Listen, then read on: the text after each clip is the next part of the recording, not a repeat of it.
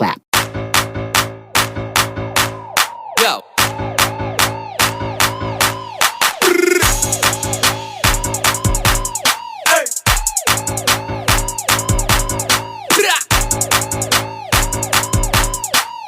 Clap. Go.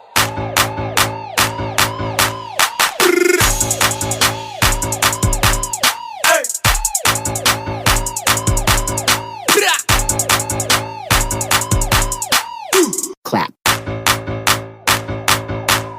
Go.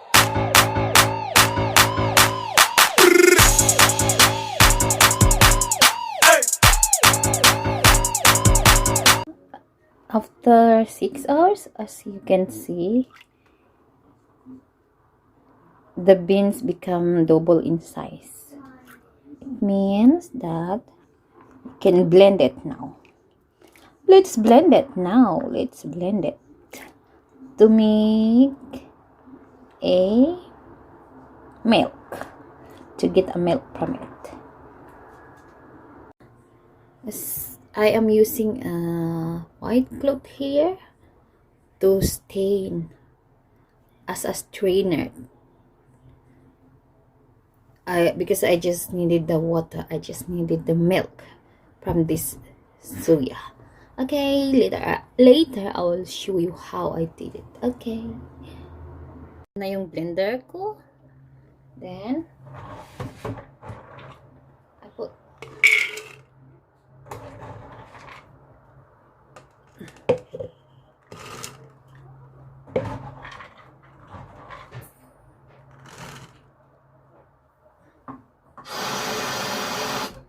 then water.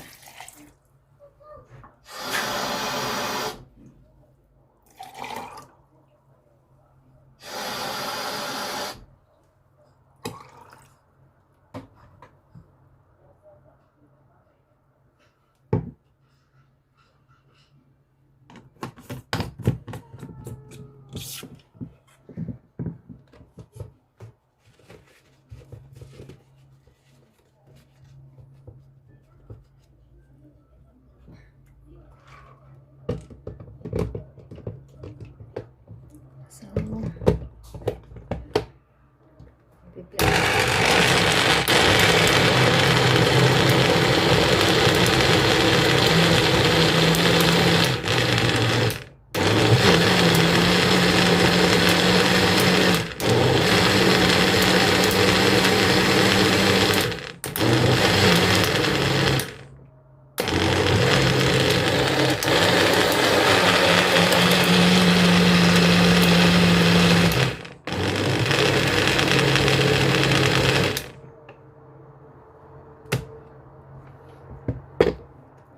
Siya. Buksan na rin.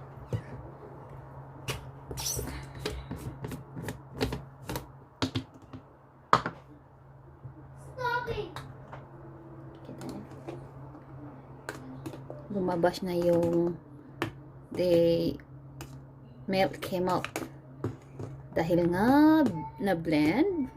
So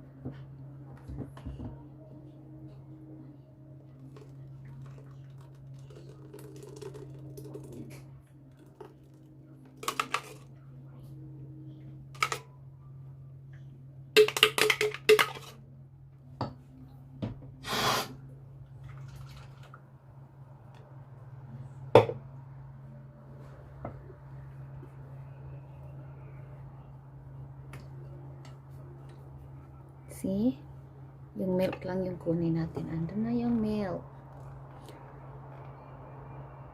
Medyo bubbles siya. Ganun talaga. Mabula. May bubbles. Just believing.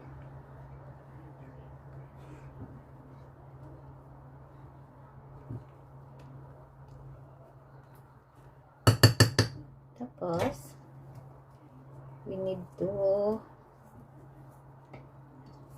squeeze it. Squeeze kasi marami pa siyang milk.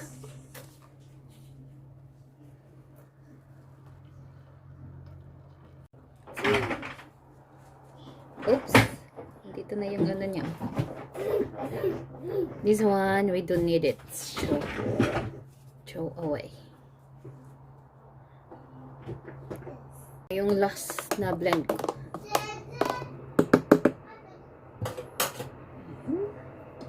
Last one. Stop. Ayan. This is the last blend I have. And I finished all my soya beans. As you can see there. Then here's the milk. Diba?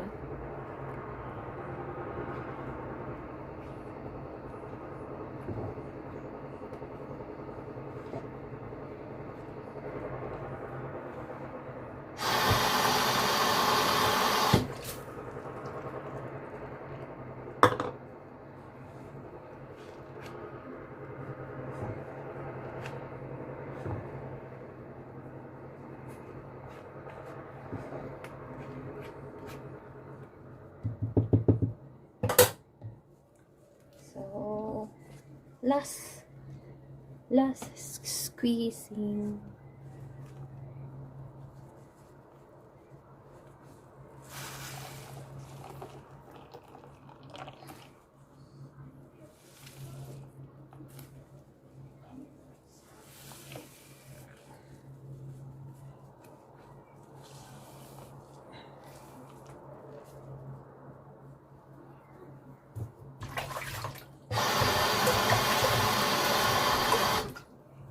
Na siya. Scoop natin yung bubbles.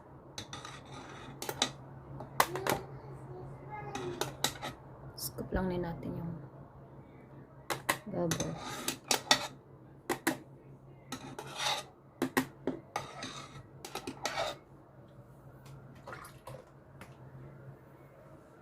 You don't need all this bubble.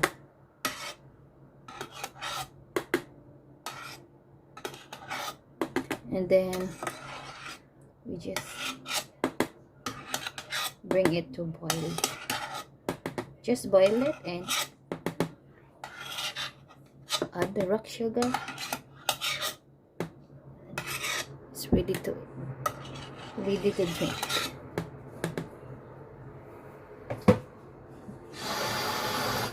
Okay, now here's my milk. You can add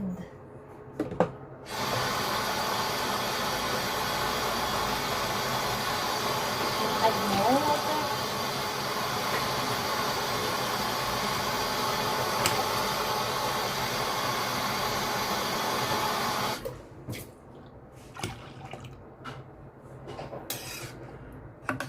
I add more water on it to make it more so strong flavor. So you can add more water in it. Okay, bring it to boiled. I will bring my soya milk to boil. I need to boil it.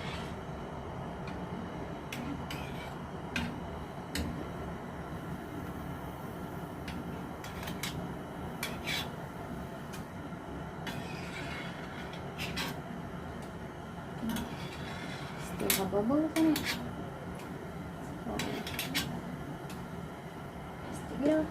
Just take it low.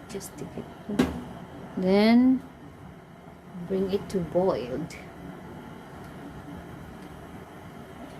No need to cover because if it is boiled, pag nakulo na siya,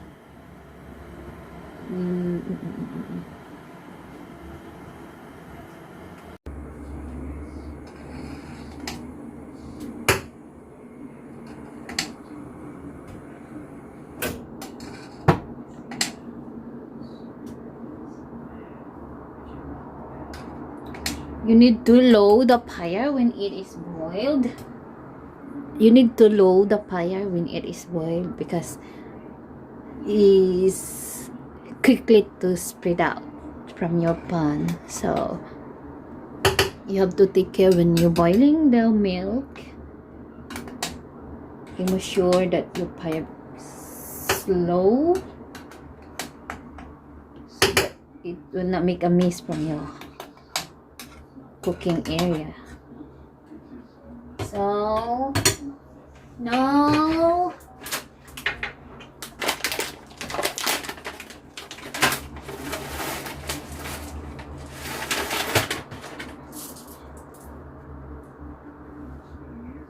I will add my sugar.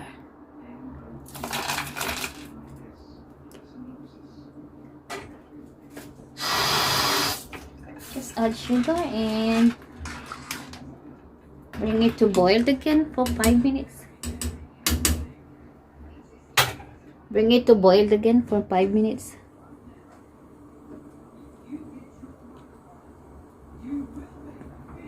Boil for 5 minutes to let the rock sugar melt. See, andun pa yung rock sugar. So, we need to boil it for a while to let go the rock sugar.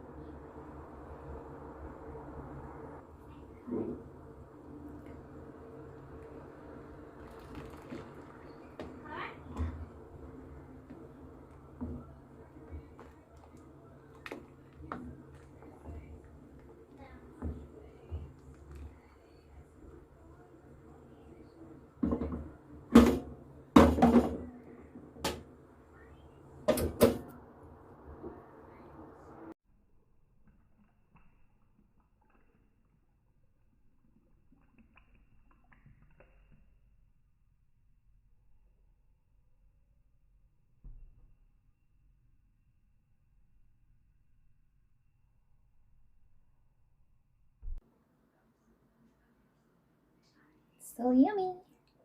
Ito na yung ginawa kong soya milk.